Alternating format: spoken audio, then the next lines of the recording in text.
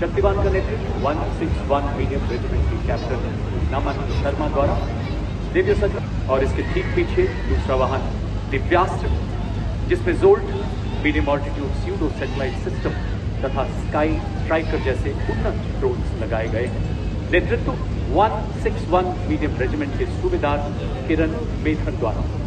Divyastra battery ऐसी hybrid युद्धक इकाई है जो तोपखाने को निगरानी ड्रोन तथा लॉइटर एम्यूनिशन के साथ एकीकृत कर निष्क्रिय करता है। मंच की ओर अग्रसर अगला वाहन कॉम्बैट ड्रोन्स नेतृत्व 624 ईएबी बटालियन के मेजर अनहद सिंह चट्ठा द्वारा। स्वदेश निर्मित आधुनिक प्रबल ड्रोन जैमर तथा युद्धक ड्रोन प्रणाली जिसमें संजय, प्रलय एवं बाज नामक युद्धक ड्रोन शामिल है। ऐसी सक्षम प्रणालियां जो हाल ही में शत्रु के विरुद्ध चलाए गए अभियानों में आधुनिक तकनीकों को अपनाकर सैन्य नवाचार और युद्ध क्षेत्र में रूपांतरण में एक क्रांतिकारी छलांग का प्रतीक है ड्रोन शक्ति। ये अग्रिम क्षेत्रों में ड्रोन के निर्माण, रखरखाव और निरंतर संचालन को भी सक्षम बनाती है। बड़े ही शान से सलामी मंच के सामने से गुजरता हुआ ड्रोन शक्ति। और ड्रोन शक्ति के बाद मंच की ओर आगे बढ़ता अगला वाहन निरस्त करने की पूरी काबिलियत रखता है।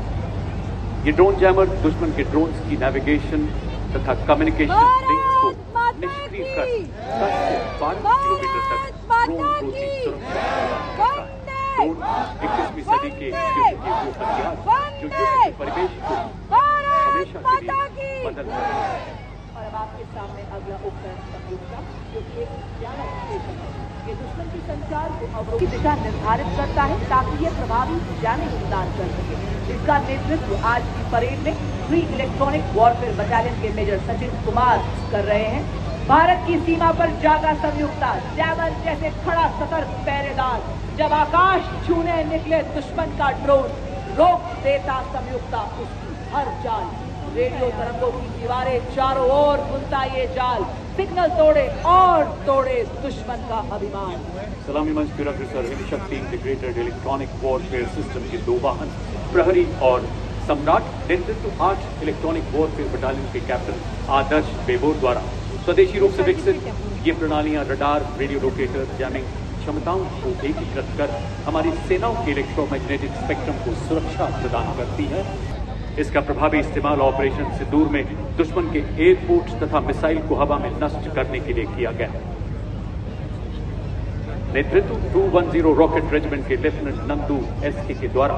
Multi barrel rocket launcher grad BM-21 40 kilometre की मारक क्षमता 20 सेकंड से भी कम समय में खाना रॉकेट लॉन्चर है।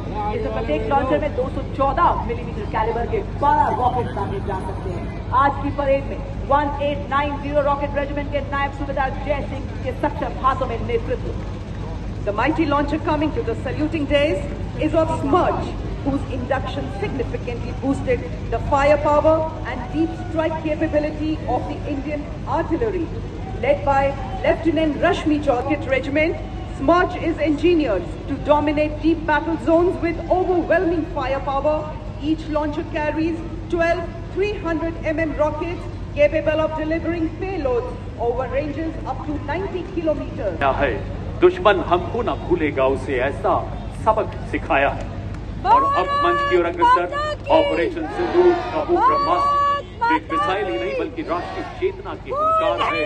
रणनीति की श्रेष्ठता का निर्णायक प्रहार 1889 मिसाइल रेजिमेंट के कैप्टन पुखराज कौशिक के नेतृत्व में ब्रह्मोस मिसाइल मारक क्षमता 450 किलोमीटर तक लगातार दुनिया की बेहतरीन क्रूज मिसाइल जिसे समुद्र, भूमि, वायु सहित सभी प्लेटफॉर्म से लॉन्च किया जा सकता है।